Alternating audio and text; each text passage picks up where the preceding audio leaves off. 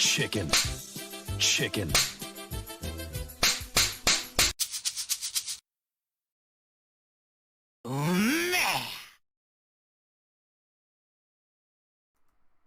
And there we go. We are back on the Salt Shaker FGC podcast, and I have a very special guest with me, and I'll let him introduce himself.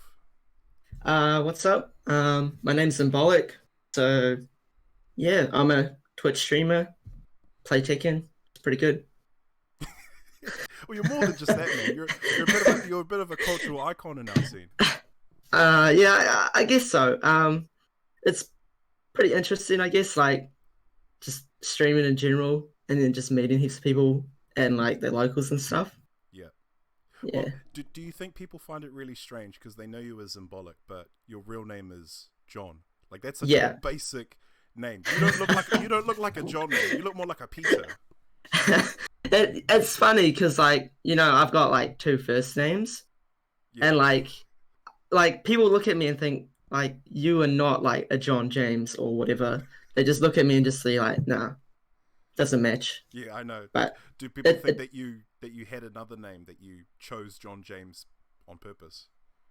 No one's really come up to me and asked me that, but maybe. So tell us about yourself, Sim. How did you come across the NZFGC? What were your humble beginnings? Alright, so, I've been like a lot of people where I'd played previous titles like when I was younger and stuff. So I guess like if I went back, I think the first time I ever like played Tekken would have been, I guess, in like I don't know what year it would have been, but sometime during like the PS2 era. Oh, so yeah, probably like Tekken 4, Tekken 5. Yeah, it was Tekken 4. Like I'd seen Tekken 3 a lot, like beforehand, because my neighbors had it. Yeah. But I never actually played it. I just watched. But yeah, I guess pretty much coming into the scene. When was it? So when Tekken 7, I guess, came out, I don't know if I bought it. I think I bought it a month after it came out, and I bought it on the PS4. But I probably like played it I played it real casually. So I'd play like just some mates from that I knew and stuff, but I didn't actually know how to play and stuff. Yeah. And I was like interested to learn, but I guess I didn't have like the motivation at the time to do it because like I was studying and stuff, and I guess that was like my main priority. So I tried to get into season 2, probably played for like 2 weeks, and then dropped it again. And then I was like, if I'm gonna play this game, I want to try streaming it, and that's what I ended up doing. Yeah. And since then, I've sort of stuck to it, I guess. Okay. Well, you're an interesting case because there have been a few Asuka players that I've met, but they've seemed to have picked her up and then dropped her for someone stronger.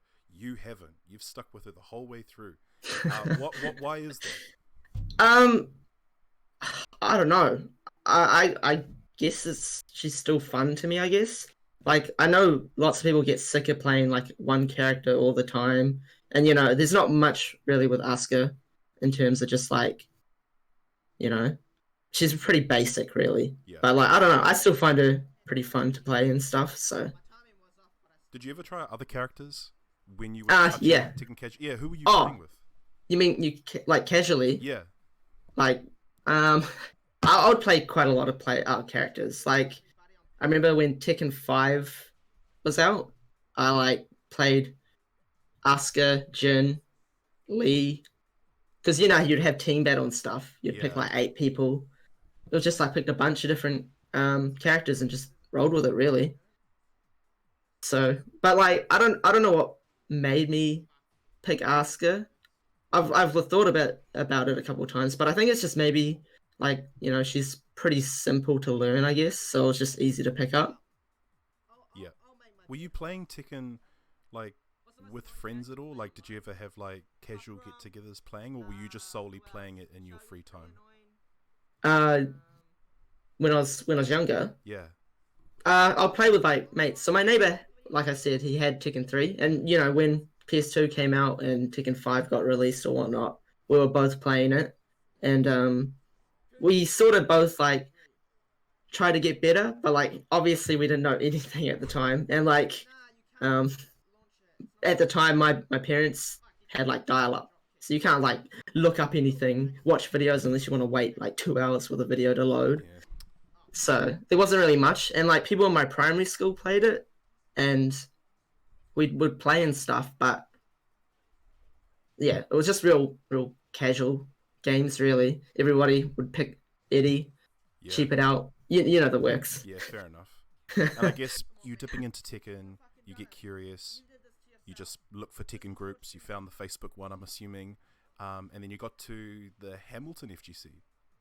Yeah, so I'm just trying to think how that all started. I think I joined the Facebook page um, pretty early, like I'd maybe say like season 2, but I didn't.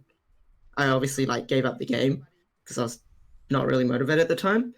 Um, so, but I didn't really like engage with it. But I knew it was a thing for a while, but I didn't end up going to any of them. But eventually, when I was streaming in about like I think let's say like 2 months in, I decided I should go because there was I think Arashi made a tournament for like a WinTech tournament, but it ended up being cancelled, and he made it Arashi's Anarchy, which was the first offline I went to. And then Yes, okay. yeah, I just remember that, and it was funny because like the day before I seen Arashi streaming on Twitch, and I was like talking to him in chat. It was interesting because like I don't know what to expect when I was going to go down there and stuff. Yeah. I think it's funny when you see people come to their Rambats for the first time, you always think like, oh god, like I remember what it was like for me. They must and especially now because there's a lot more players, there's a lot more levels of skill to assess yourself. So if you're someone coming in fresh, you're just like, holy fuck, how am I gonna where do I fit in this place? Yeah. But I just remember and the Hamilton scene are a good place to start. Yeah. It was like I was pretty nervous going there because I didn't know anyone, and I was like thinking like I don't know what people were going to be like, if they're just going to be people like real snobby or just like look down on me because I'm still a noob and stuff at the time. But everybody was like very welcoming, so it was awesome. Yeah, it was cool to see too because like there was lots of people when I went there and I played them and stuff. I was like, man, this sort of motivates me in a sense because I was getting bought by everyone. Yeah. It's interesting how it happens. Like for some people, getting bopped is complete demotivation, But yeah, like if you're curious, you kind of want that. You kind of want that mystery of like, why am I getting grounded to a pulp? And then you kind of come back. Like, do you look at yourself when you first started compared to now and think, wow, that change is so. Like, you look at the change and you think, holy shit, like I have grown so much. Yeah, it's cool, but like there's still like heaps to go. But it's like seeing the difference, it's pretty crazy, really. Yeah. And going to the offlines, I felt really helped a lot, and I guess streaming did as well because lots of people, pretty good people, come and watch my stream and they tell me if I'm doing something that I could fix up and whatnot. Yeah. So back when you started, who were some of the people that you were trying to aspire to in terms of getting stronger? I guess it was sort of the people that I'd play a lot, I guess. So at the time, I think then it probably would have been people like, I guess, Yumi, which Yumi would have been like, still, he was good, but I don't think he's at the level he was now. But it's like people like Yumi, Tuba is another good one. Yeah. There's this guy from Australia called Alden.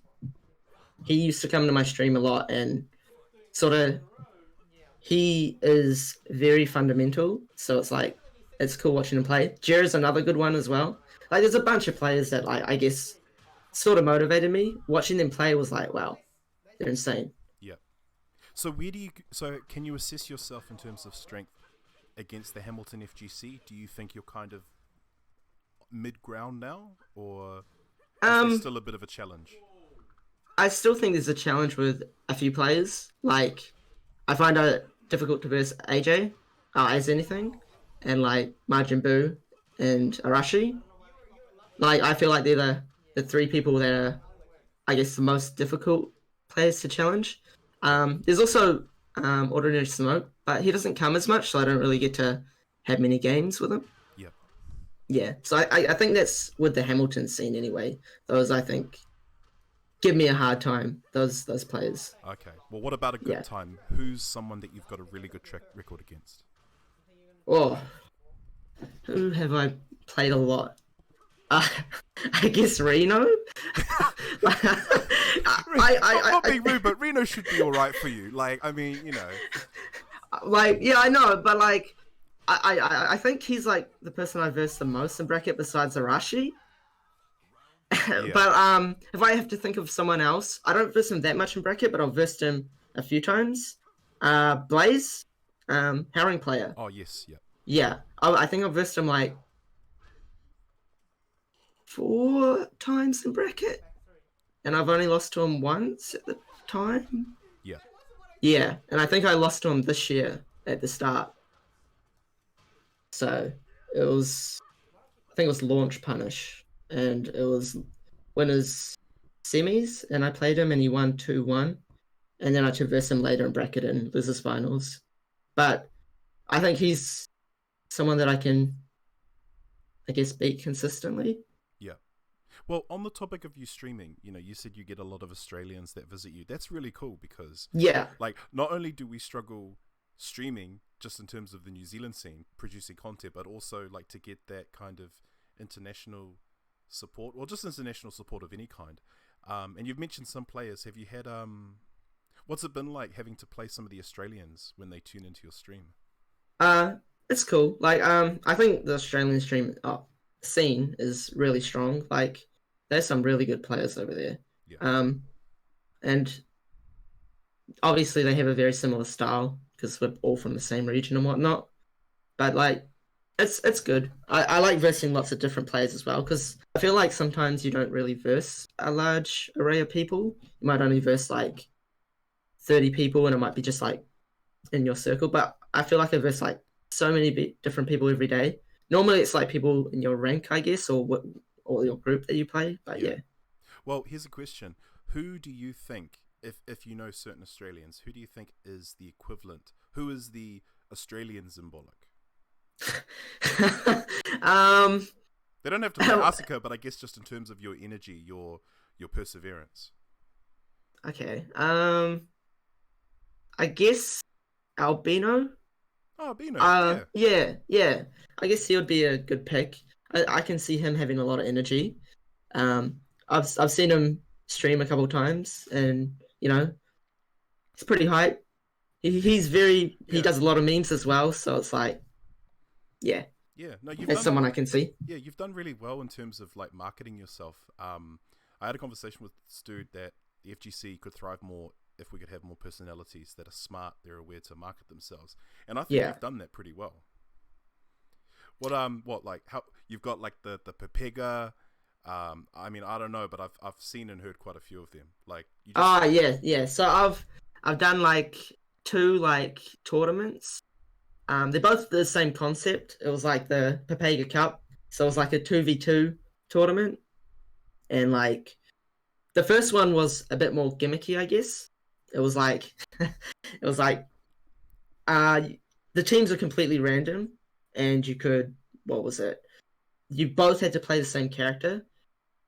So like, yeah. So there could have been one of you guys that was really good with the character, and one of you that might not know how to play the character at all. So the concept for me was to get people to work together to learn a character and enter a tournament and see how well they can go. Yeah. I thought it was a good way for, I guess, people that don't really know each other to communicate, I guess. Yeah, no, that's a good idea. Yeah, well, that was the initial plan with it. And yeah, I ended up doing that. So it was pretty fun to do. I'd planned to do a second one, which I ended up doing earlier this year. And I had the same concept, except I made it so people didn't have to use the same characters. Yeah. And I made it people could pick their teammates this time. Well, but if people wanted teammates, they could, yeah. They could let me know, and I'll find someone for them. Oh, well, is there another Pepega Cup in the works? Yeah. I'll probably do one at the end of this year. Nice. I want to do something in between it, but I don't really want to say what it is now. Yeah. I got a cool idea, but I don't know how it will actually be how it will actually play out. Yeah.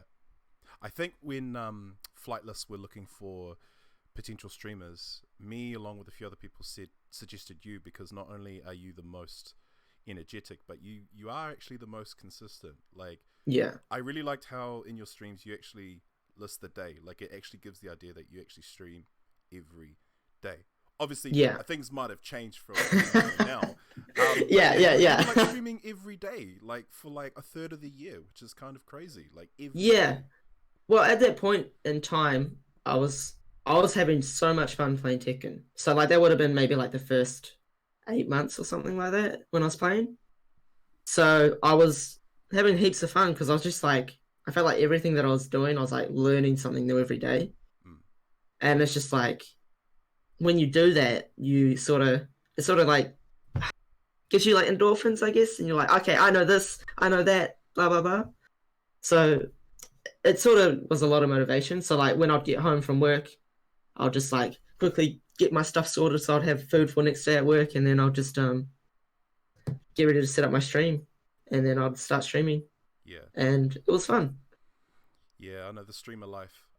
Did you find it at times hard to kind of balance the not the energy, but just the focus as well? Like, should you work to stream? Like, oh, I have to be present. Yeah, it can be hard because like there's also other things that can complicate it. So you might come home and you're like, oh shit, I need to do this, this, and this before I can actually stream, or I need to do it by this week, and then you don't really have your plans sorted out as well as you like. So there can be like bumps in the road, like, just little things that make it so things can change, I guess. So like your stream days might be different or whatnot. I found it interesting when AJ, when he was on comms for Southern Stronghold, he said, "Oh, check out Zim, go to his Twitch. It's fun to see him rage." Like, it's kind of it's kind of funny that that's how people push your content. Like, if you want to see a good salt show, go to Zimbo. Yeah, it's funny too because I remember when I was at Christchurch and he told me, "Oh, yo, I shouted out your channel," and I was like, "Oh, cool." And I was just like, I went to watch the VOD like a couple of days later when I came back from Christchurch. And I was like sitting there, like, I wonder what he said. And then I heard that and I was like, fuck, you didn't tell me that. So, yeah. No, you do good, man. It's it's honest and raw. It's good to see that it's not unfiltered, like you're trying to hold back and be a certain way. You're just being you. But especially FGC, we can be a bit ruthless and like upfront sometimes. And I know people in the chat, either you ignore Twitch chat or acknowledge it. But how did it feel to get that call, text message from Jackson saying, "Oh, well, actually, we kind of want to pick you up as a streamer because some people have actually said we should pursue you"? Yeah. When he messaged me, I was sitting there thinking like, what the fuck? Like, I didn't expect it at all. Who's Jackson? Like, I've never met this guy. Yeah, like I never talked to him besides like on his stream when he was doing the tournaments and stuff. So I was sitting there thinking like, what's going on? And I just remember like talking to myself and just thinking, what the hell? And then I just messaged him and we had a meeting. We talked about it when I finished work that day. And like I didn't know what to expect because I'd never been messaged about something like this before. So yeah, it was pretty cool because I was just like thinking like, what the hell? This is actually cool. Like, what the fuck? No, it's great. Yeah, I mean, the rebrand had to happen, unfortunately, which is why it took so long to get these plans in motion. Yeah, and it was really good to actually see people were like, yeah, good, like, well fucking deserved. Yeah, it was cool. Like, I remember because obviously we had the rebrand and it was going to be, I got called about it on like late last year. And, at the time I was sitting there like, because Jackson was like, "Oh, do you want us to announce it now or later?" And initially I was like, "Oh, we could do it now." But then like I thought about it and I was just thinking, we can wait. So we ended up just doing that, and just when everyone got announced, that's when it sort of happened. Yeah.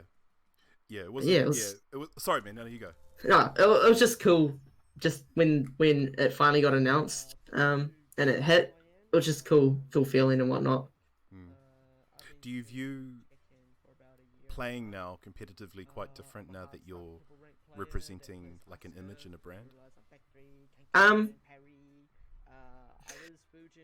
not really. I'm part of Flightless for being like a streamer and whatnot, but it's cool going there and like I guess representing Flightless, but like I don't have like the kind of pressure that say like a competitor would Yeah. have.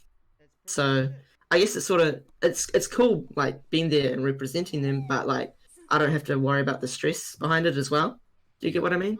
Yeah. Yeah. Well, what kind of stress do you face? Because if you're doing Uh, the content side, what is that pressure like? I guess with the main thing is like how we talked about Papega Cup earlier. I guess it's sort of like the pressure is pretty much if I don't actually, or if it doesn't go as planned, say like no one signs up or no one's interested and they don't watch Yeah. for like an event that I do like that. It's I guess that's a bit worrying because it's like why did I put the effort in? Yeah. Yeah. But like Where's the yeah. return? Yeah. Yeah. But like I'm both times I've done it, it's been the best I think in terms of viewership on my stream. Like for consistent or like average viewers. Yeah. Yeah. Okay.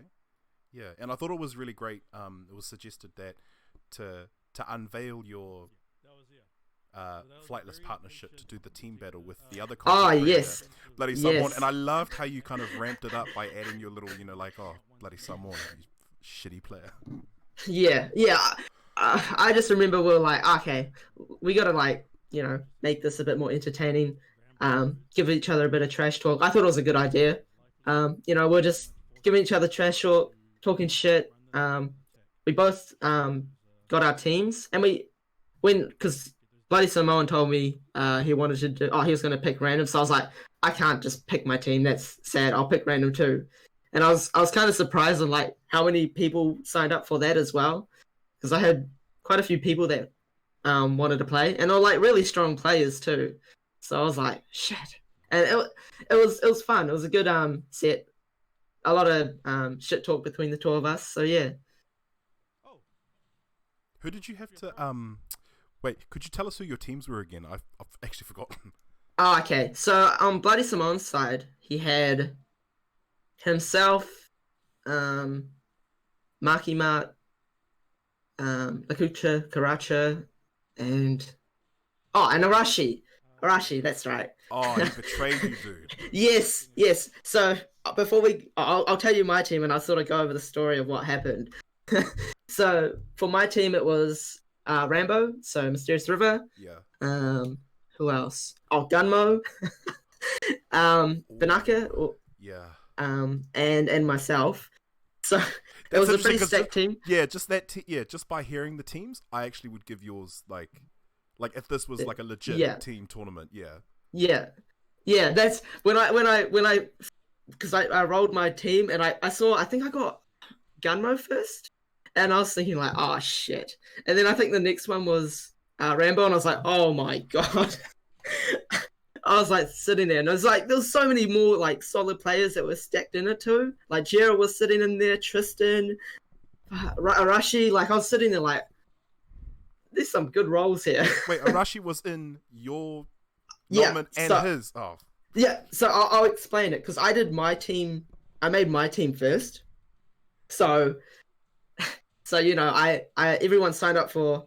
Oh, the people that signed up for mine signed up, and pretty much Arashi, Jera, and SMH Tristan got angry that I didn't pick them, and I told them it's a random man, and then they're like, screw you, we're gonna all sign up for Bloody Samoan's team, and they all did, and I was sitting there like, oh my god, and they're like, fuck Zymbolik, and then they're all like Team Zimba, and then like when Bloody Samoan's team got created, Tristan was like, okay, I'm back now.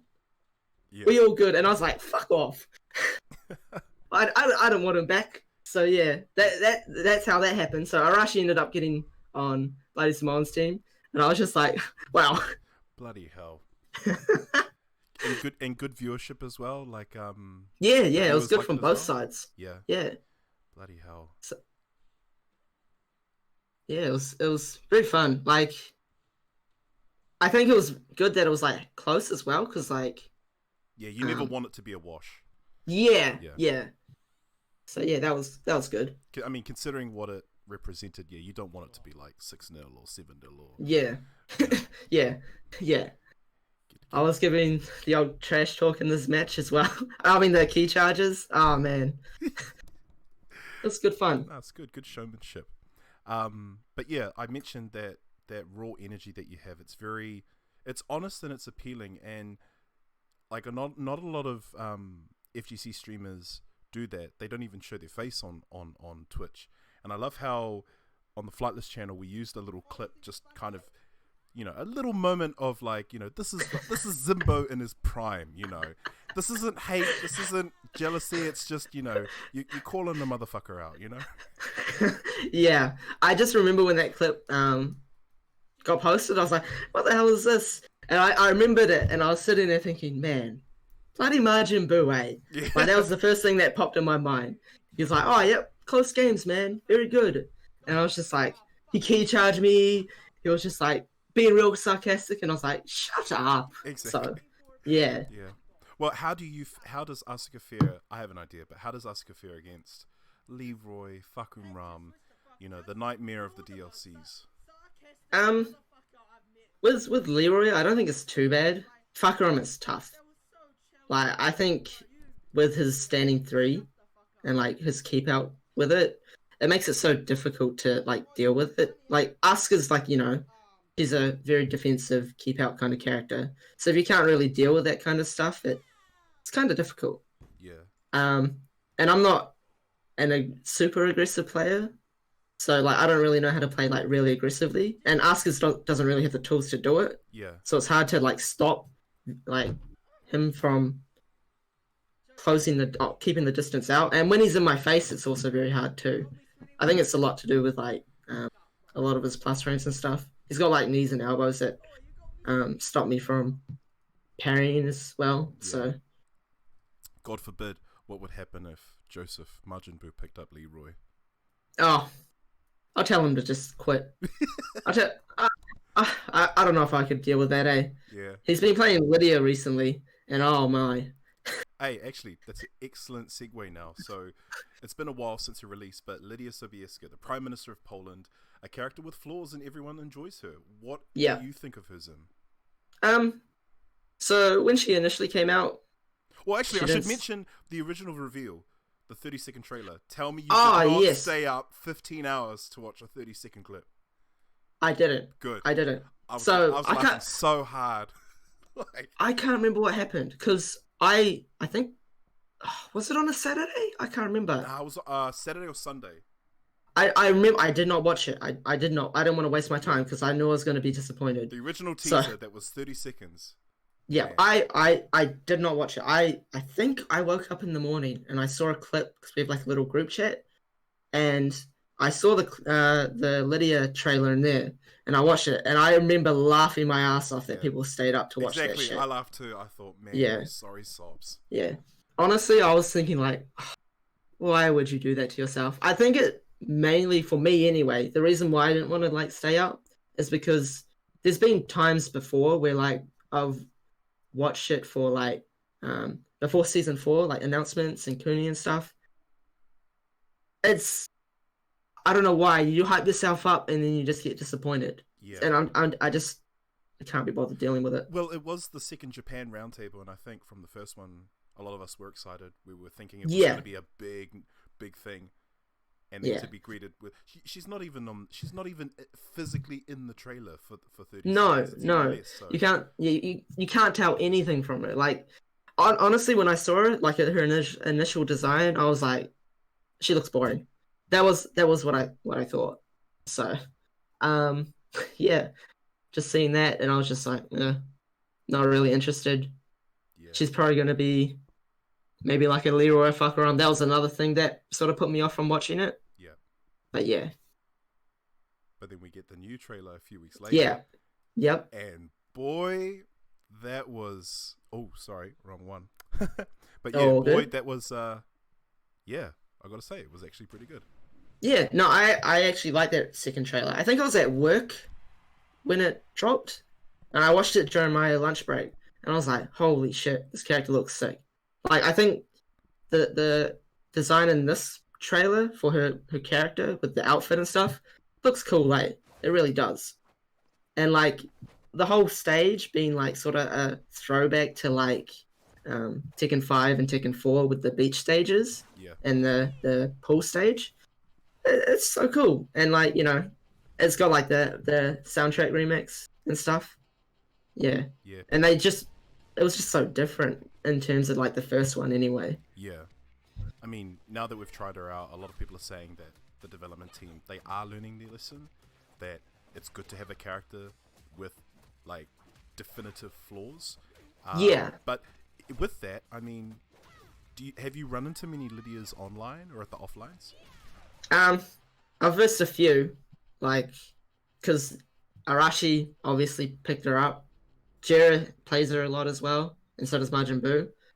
And when people come out, or when a new character comes out, launch, everyone wants to play her. Online, yeah, it's just like Yeah, drenching with that character. yeah.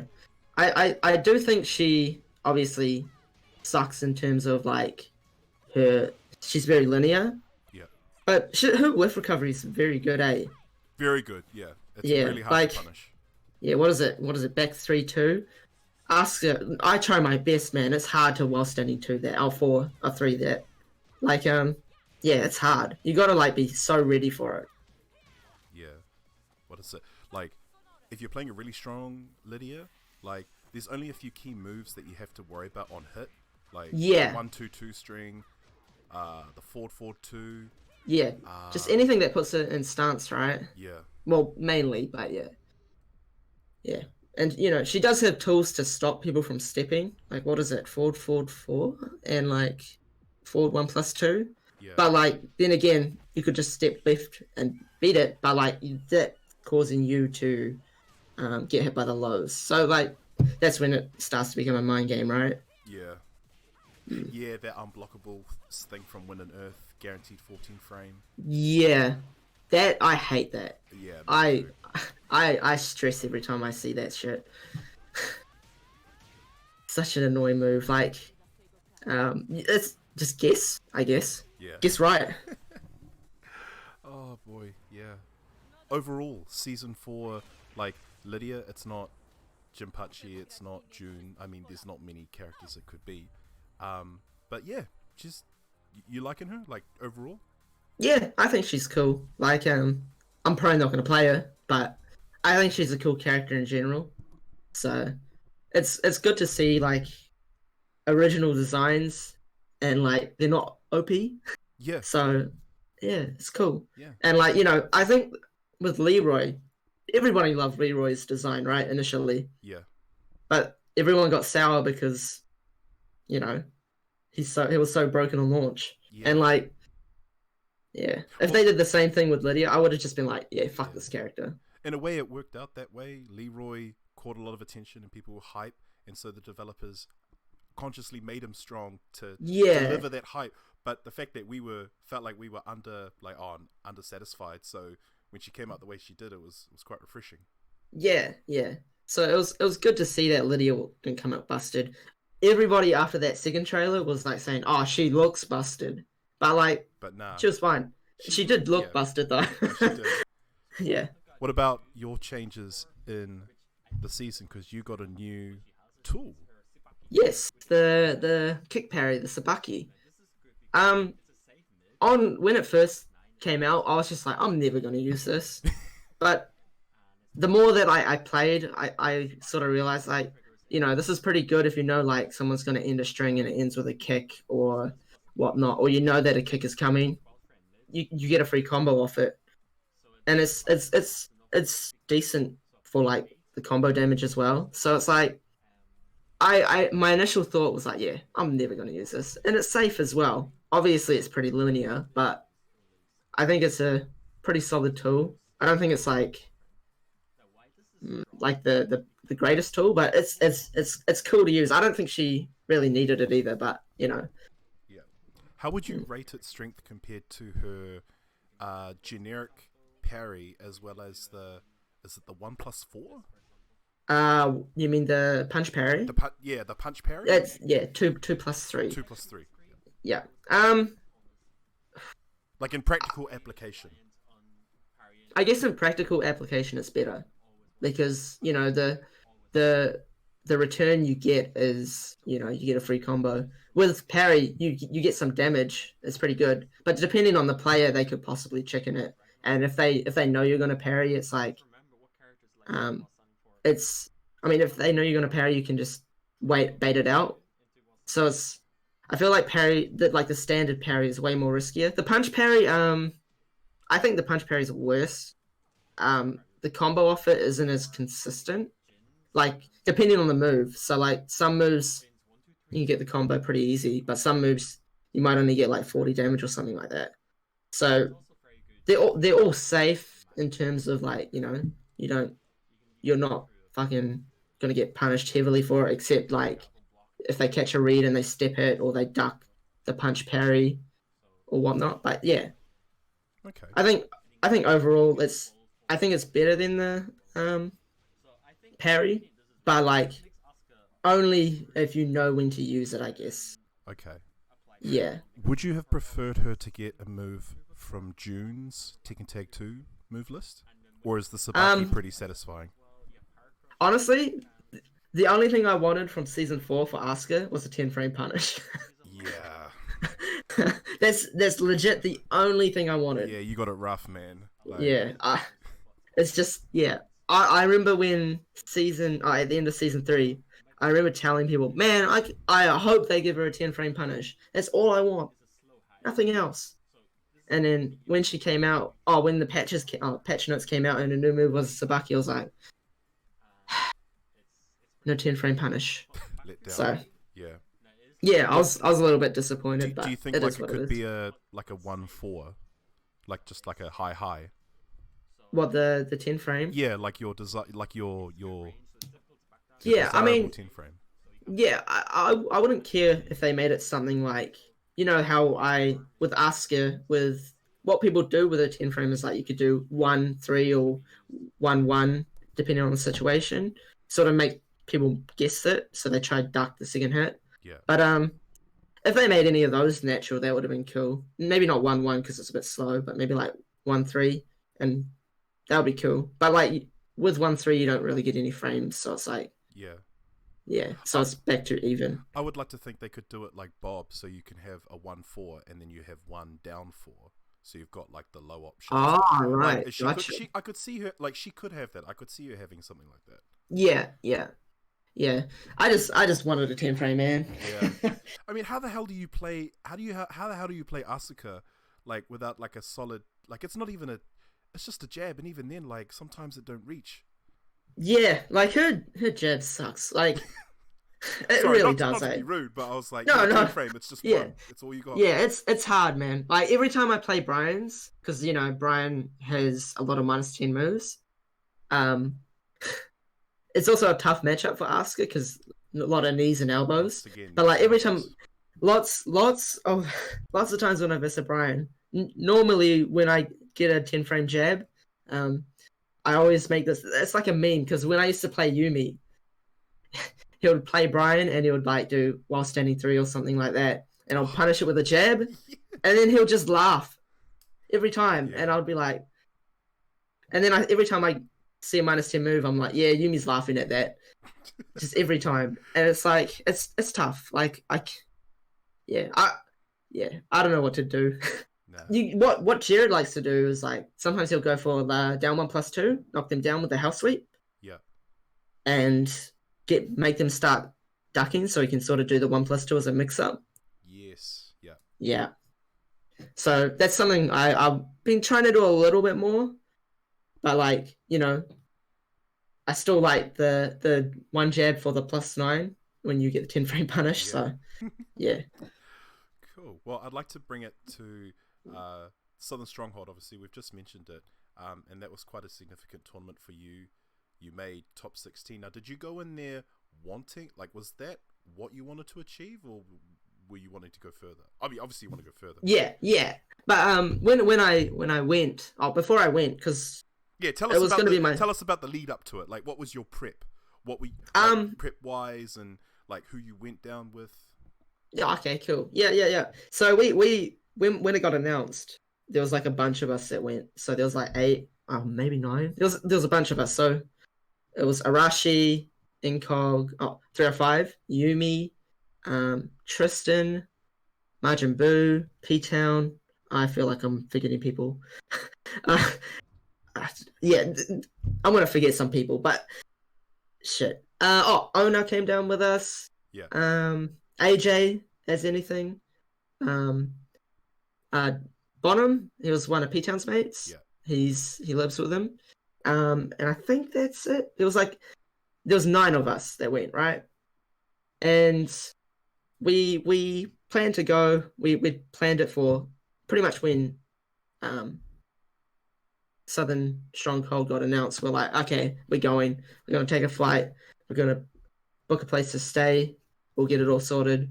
There were some complications on the day. So the place that we had initially got planned, we fell short.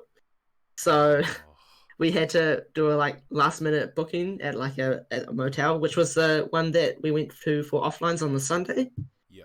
Yeah. So that was last minute plans. So we ended up doing that, which actually worked pretty well. Wasn't too bad.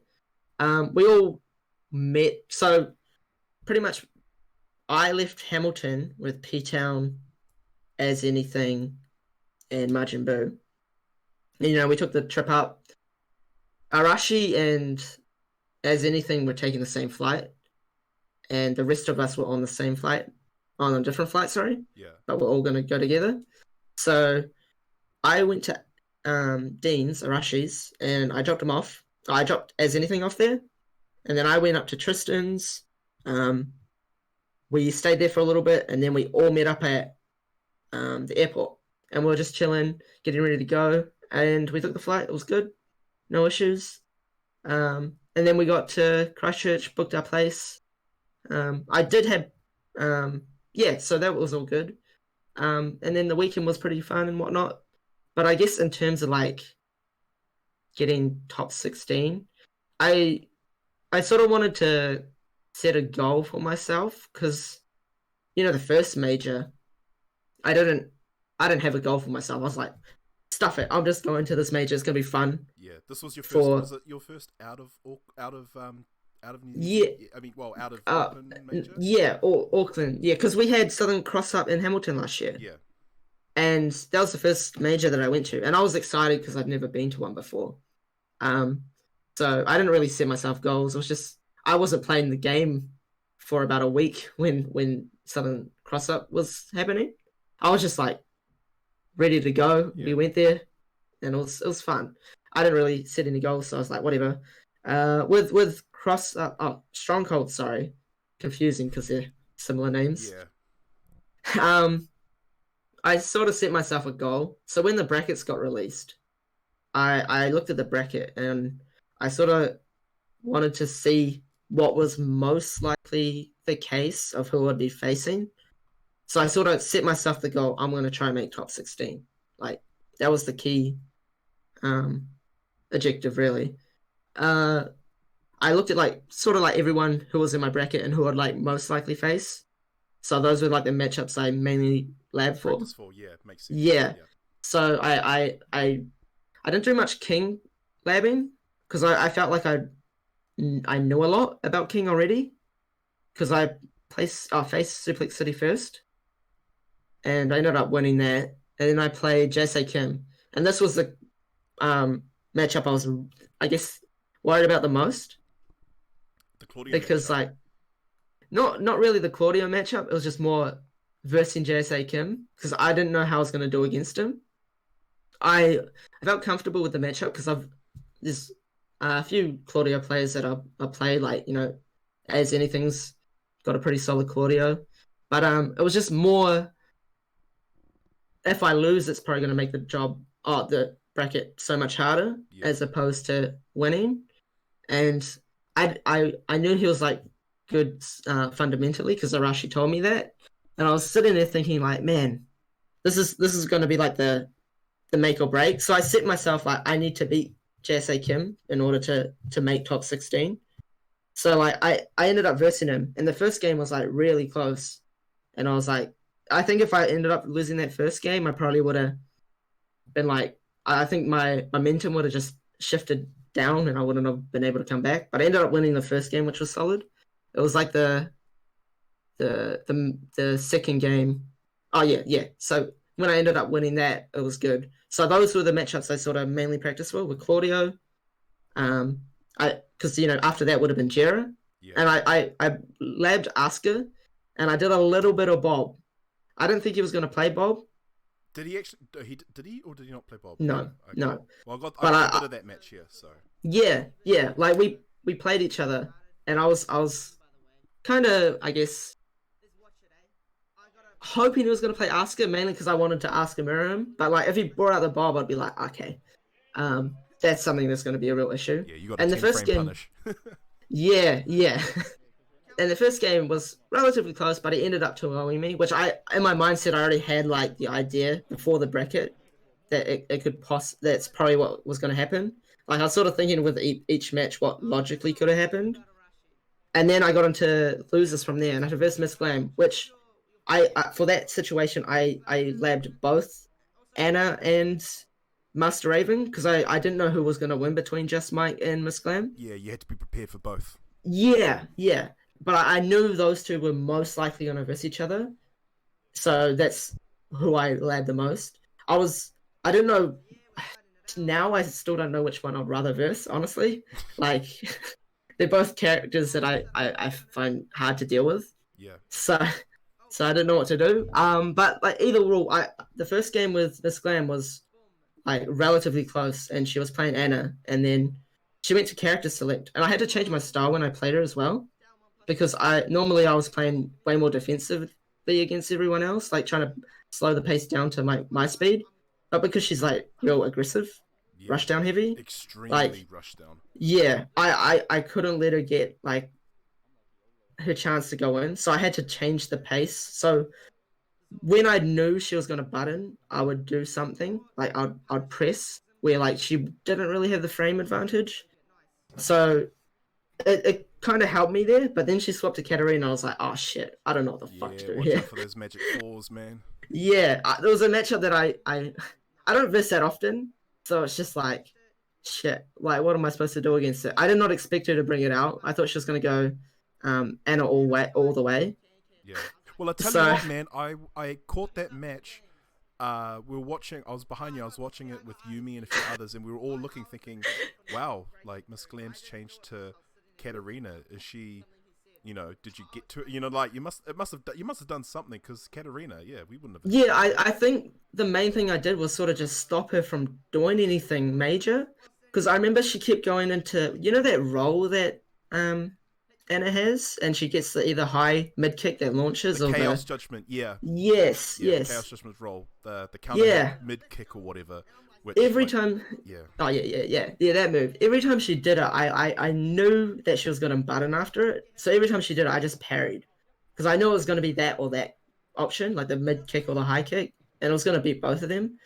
So like I just knew she was gonna press after that. So that stopped her from like getting any offense with that roll, and she did it like maybe like 4 times or something. And then when she swapped to Katarina, I was like, this is not good. But yeah, it ended up going my way, and then from there I was just like, I was shaking. Dude, when that KO came on the screen, I think Yumi like looked and be like, oh my god, like he actually did it. He fucking did it. Like, he actually did it. Not being rude, I'm just saying, like there are a few people that look back and go like, wait, did that just happen? Yeah, it was cool. Like I remember Yumi was like, fucking good shit. Like you actually did it, and I was just like, thanks, man. It was cool. And like, I just remember, because it happened a lot during pretty much almost every match. My nerves, man, I was like, hands were shaking and shit. Yeah, I know. Yeah. I had my first match against Zymbolik City. I went to grab my drink, and I was like gonna grab it like in between the games, and I was walking up, and I was like, oh man, I was just shaking, and I couldn't like hold my drink properly. It was tough. It comes with time, I guess. You get comfortable. You just get familiar and comfortable. But yeah, it's like trying to replicate that feeling of I'm just playing on a setup, treating it like if it's a typical offline, but there's a lot more Yeah. at stake. I know, it's just like, and this is all going through your head in like 30 seconds because the next round's gonna start. It's like, I know. Yeah, it's insane. And like, yeah, the whole weekend was fun though. The whole experience. It felt very different, I guess, to Southern Cross Up, and I think it was mainly because it was it was in a region I'd never been to for like a tournament before. Yeah.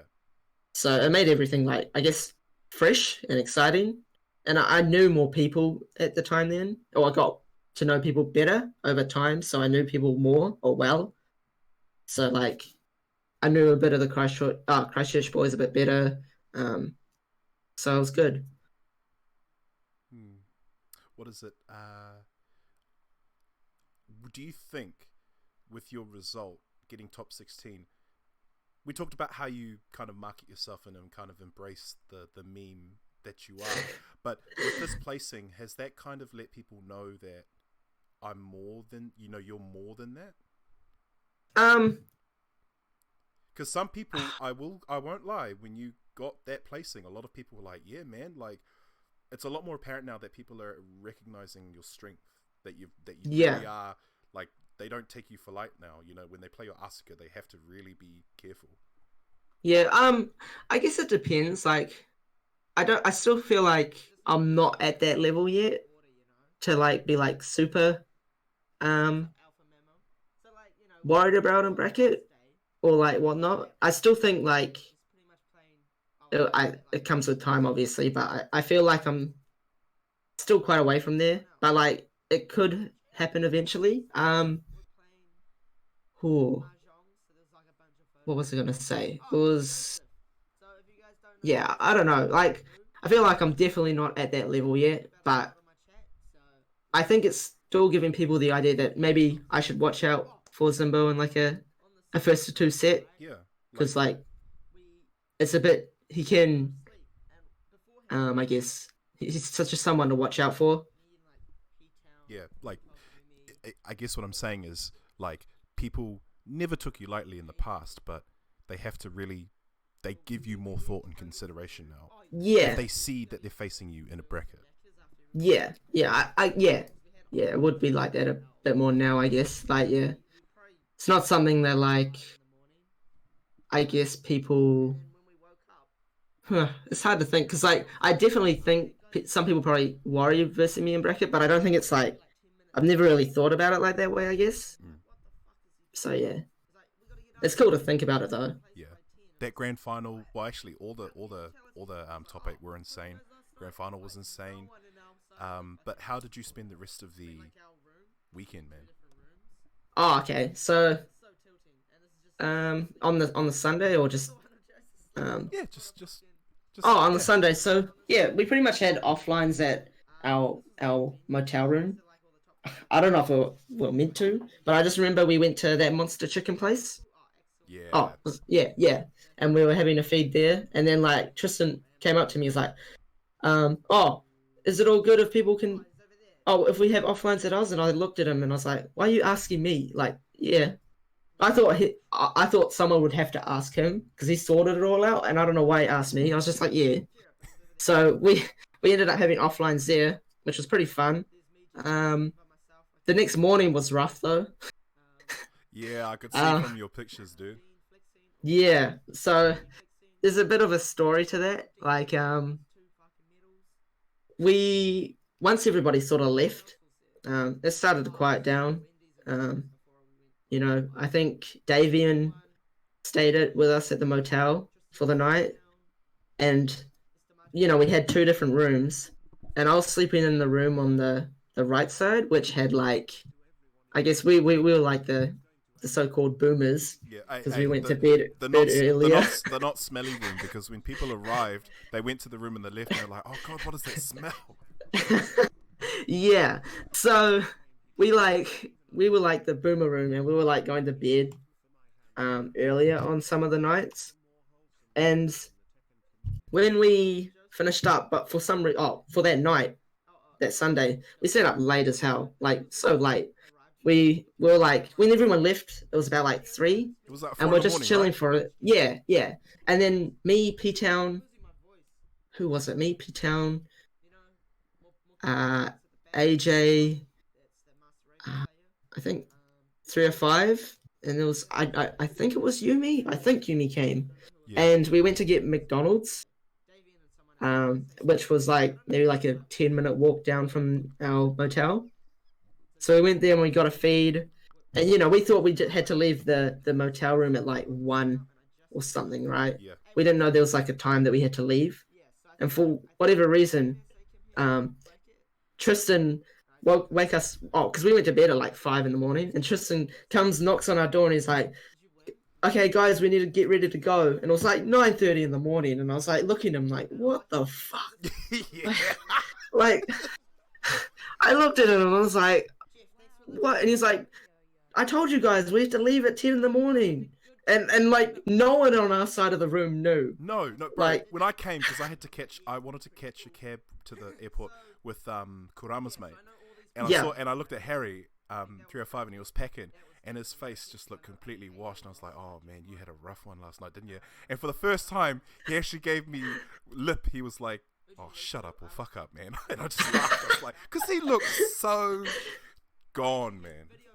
Well, we got back from McDonald's at like 5 in the morning, and like I walked into the other room with like Tristan and stuff, and they were still up playing Mortal Kombat. It was like Joseph and Tristan playing, they're having the time of their life. And like, we went to bed at 5, and Tristan knocks on the door. It's like, "Yeah, we're ready to go." And like none of us knew besides like the other room.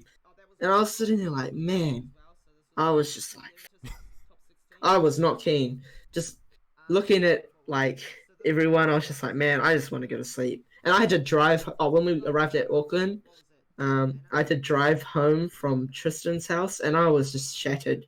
And it was like such a mission because we had to take the flight from Christchurch. Then from Christchurch, Tristan's sister picked us up, and then we had to go to his house. And then from his house, I had to go to Dean's because he left I think it was his controller and a cable at Christchurch. So I dropped all that stuff off, and then I had to drop everyone like P Town, AJ, Joseph off, and then I had to go back to mine, and I was just shattered, Yeah. absolutely shattered. Bloody hell. Oh well, 3 things we can definitely say. Never let Kawal get a bottle of cinnamon fireball whiskey. Yes, Never yes. let Onar tag along with you to buy booze. Far out. Dude! Like, the logic of this guy. Oh, shall we talk about Yeah, that? if you want to, go ahead. Oh man!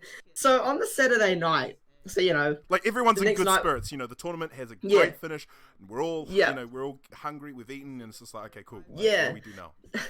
Oh no, man! Oh man! Oh.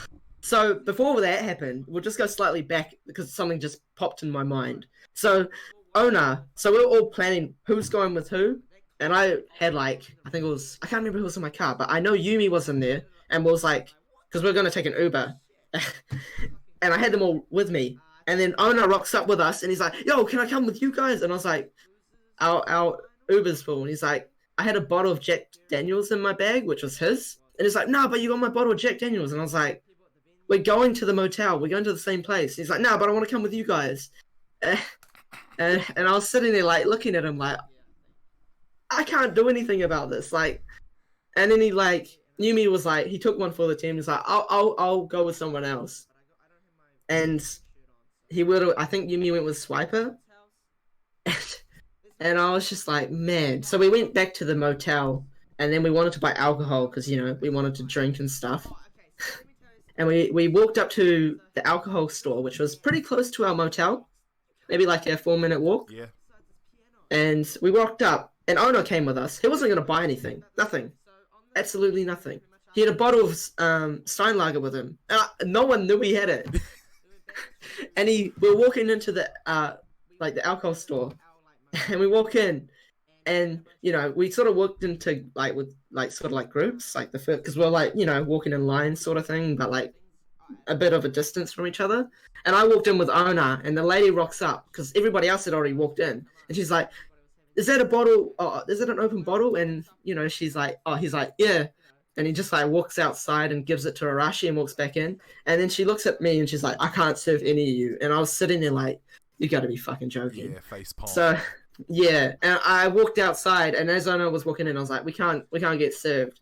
And we started like Googling like where the next alcohol store was from, like there. And I think it was like 9 o'clock or 9:15 or something like that, 9:15. And man, holy shit. The next one was like 15 or 20 minutes away, like if we walked. And we're just like, oh my god. And you had to pay more, right? You had to pay yes, a bit more? Yeah, we had to pay a bit more. We're like, we're not gonna make this.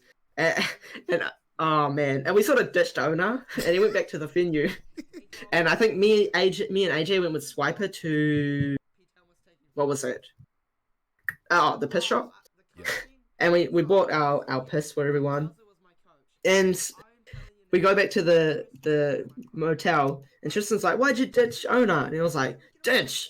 Like said it like in a way like, "Did he not tell you the story?" And he was like, "No, what happened?" And Ona's like sitting there like, doesn't say anything, just looking, and I'm just like, "Ah." And yeah, I just told him the story, and he was like, face palm. But yeah, it was fun. I honestly, it was annoying, but it was funny. Funny as fuck. It's the fun that's outside the tournament. Yeah. You're just like, what the fuck, but it's good. Yeah. So, bro, the three things: never give Kawhi a bottle of cinnamon whiskey. Yep. Bro, never let Ona go into a booze shop with you, and don't leave my boy Yumi hanging for a cab ride. Because didn't he get cut for a cab ride? Yeah, that was the one. Yeah. That was the one. Yeah. That's what happened. Because Ona stole the spot. Yumi was like, "It's all good. I'll just find someone else to catch around with it." And I was sitting there thinking, like, man, why is this happening? He had a good weekend. Oh yeah, He had a real Ona probably had the time of his life. But yeah, it was fun. I enjoyed it. It was just crack up to me. Eh? Will this be quite hard to top in terms of tournament experience? I think at the moment, yes. Like, I think personally for me, I enjoyed this more than Cross Up last year. But I think there's lots of factors to do with that as well. Yeah. I think the tournament itself was fucking so fun, man. It was great, and it was sorted out and organized pretty well. I think another thing that made it so fun was like, I knew so many more people, right? So, or I knew people better, so it was just like way easier to just like chill and hang with people more. And like just the antics, just being in a new place, just made it such a great experience, eh? Yeah. No, Yeah. It's really good to have. It was a good experience to have, and I'm glad you went. What would be one thing you would change if you had to go back to Christchurch? Different ground, because you kind of know what you know what you're going in for now, like player wise and stuff. Is there anything you would do differently? That's a hard question, eh? I guess if I was for the tournament, I guess, I think I was pretty well prepared, but I think if I should be more prepared for like the next steps, I guess. If I reach a goal, I should be like, what happens next? Because when I sort of reached that goal, I was just like, I did it. And I didn't really think too far ahead from that when I probably should have. Like, because in my mind, I was like, I'll just set 16 as a goal and hope for the best, which I should have, like, if that happens, what do I do next? Yeah. Sort of thing. But yeah, I think that's something I would probably do. Another thing, I guess, would be, not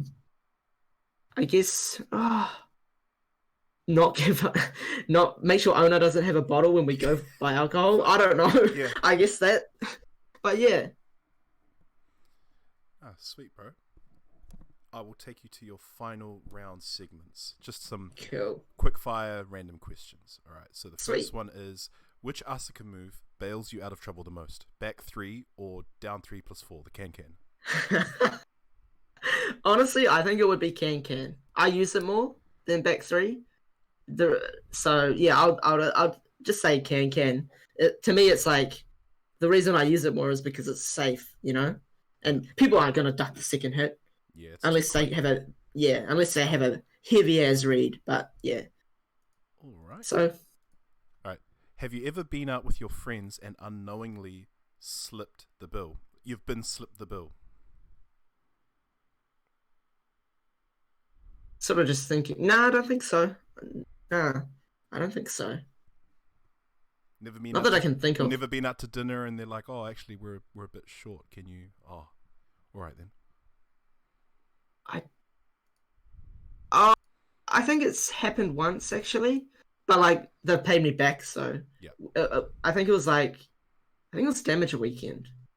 We're at Owners, and I think Tristan's card wasn't working or something. I just remember he paid me back for it, but I paid for his meal that day or that night, and he just paid me back. But yeah, most people, I haven't had a situation where it'd be like, oh, I don't have any money or I'm short $2. Can you shout me?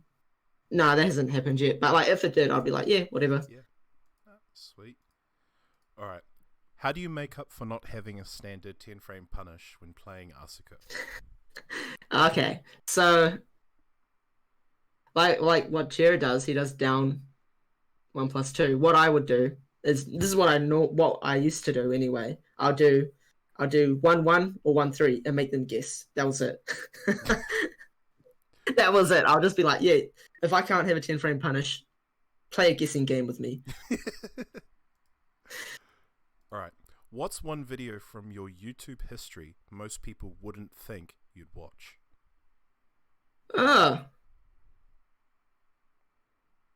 That's a hard one. I'm not too sure. I guess, like, have you ever seen like stuff like primitive, like it's like, it's like almost like cavemen and like modern cavemen in like the prehistoric times, or yeah, but like, people are doing like building houses out of clay and stuff on YouTube. Oh yeah. I don't know what they call it. Yeah. I don't know what they call it. I think I know what you mean. Yeah. Yeah. I don't know why. Sometimes I just sit there and watch it, and I'm just sitting there those just videos thinking that like a guy's building like I'm saying, like he's in a very desolate kind of country or whatever, and he's like digging a hole and he makes a pool and it's like sped up, so you see it over the space of like months, right? Yeah, that kind of thing. Yes, I don't know why. I just like watch that. Like I watch shit like that. I was like sitting there and I watch it and I'm like, there's no audio or anything. It's just like, maybe like the sound of like the environment that they're in, but they're not talking or anything. It's just them whacking a stone on like another stone, or like creating a fire, or like building like a room from using clay and stuff. And I don't know, I just watch it sometimes, which is pretty random. All right, name a NZFGC player who deserves their own Tekken bingo card, because I've been told when you stream, some of your close friends, I'm not going to say who, they've got things like Panic Back 3, Can, Parry. Oh, okay. For me, like a person that should have one is Majin Buu. He has some key one-liners. Sometimes he'll be like the Madoki Oki. He'll be like, "Let's go." He'll say some random stuff, and it's just like the common stuff he always says, like every now and then. And then like the delayed hop kick with any character that has a delayed hop kick, just stuff like that. It's just like, put that on a bingo card. Watch Joseph play, boom, you'll get all that. All right, Lily or Xiao Yu? As in? Whatever you like. Could be matchup-wise, it could just be liking the character, disliking the character. I hate them both. I'll go with Lily. I don't know what to do against the character. I don't know what to do against Lily. This is hard. We'll go Xiao Yu. I hate 50-50s. I hate mix-ups. Screw Xiao Yu. Alright. Have you ever swiped right on a friend's ex? No. Oh, not yet anyway. No. Hey, that was a good answer, man. Nah, sweet. Alright. In your opinion, Should all parries have an escape or tech option, e.g., like the chicken parry? Like if should all parries be like guaranteed? Is what I'm asking. N- Should there be an option to escape or to decrease the damage or something? I like the concept of it, people escaping from it, but I don't think all of them should have it, sort of thing. Like I think because success rate, Maybe. like how many people that you play escape your parry and do the chicken? Not a lot, I guess. Like there's some people that I know will do it, but not a lot. I think it should. If the parry is punishable, I think it shouldn't have an escape parry. Do you get what I mean? Like a chicken? Yeah. But it's hard to say. Yeah, it depends how, because some parries are really safe, and you're wondering like why. And then you have like characters like Fakaram, who just recently got his parry nerfed heaps by making it launch punishable. I think it depends. Depends on how minus the move is, I guess. But yeah. Okay. Right. What would people say is your signature catchphrase? Oh my god. I think back in the day, it probably would have been like, "What do you mean?" Like, it probably still is, but like recently, there's this TikTok person, and his name's White Claw Gabe, and God, everyone's like, "Man, Zimbo, you look like White Claw Gabe," and I'm like, "Bro," and then like, shit, and then like everyone's like, "Yo, Steak Monday, baby," and it never ends. So it would have to be, I think, for like, I guess like legacy, it would be "What do you mean?" But like, fuck, probably at the moment it's fucking steak, baby. Even though it's like not my personal catchphrase, it's something that's just popped up recently that's just popping off. Yeah. So, all right, and finally, Zymbolik, who is your waifu? I'm gonna be boring. Yeah. And I'm gonna pick Asuka. But yeah, that's pretty much it. That's okay. No, that's all right. Zimbo, thank you so much for your time and for giving us the rundown. All good. Yeah, is there any last minute words, shout outs, things that you want to like promote, any people you want to send some love to? Pretty much all the Hamilton boys, a few of a lot of the Christchurch boys, as well as the Auckland boys, pretty much everyone in the scene that comes and watches me, people from Australia, just anyone that's sort of helped me in terms of anything really. But yeah, I feel like there's a lot of people that I guess sort of help me in terms of just learning the game and helping me improve a lot. And like, I guess streaming sort of helped a lot with it. And, I've got to meet some pretty cool people and stuff. So yeah, pretty much, I want to like go through the names, but I feel like they'll take forever. That's all right, yeah. Yeah, but yeah, it's cool. Just everyone, like all of the Hamilton scene, everyone that's helped out. So yeah.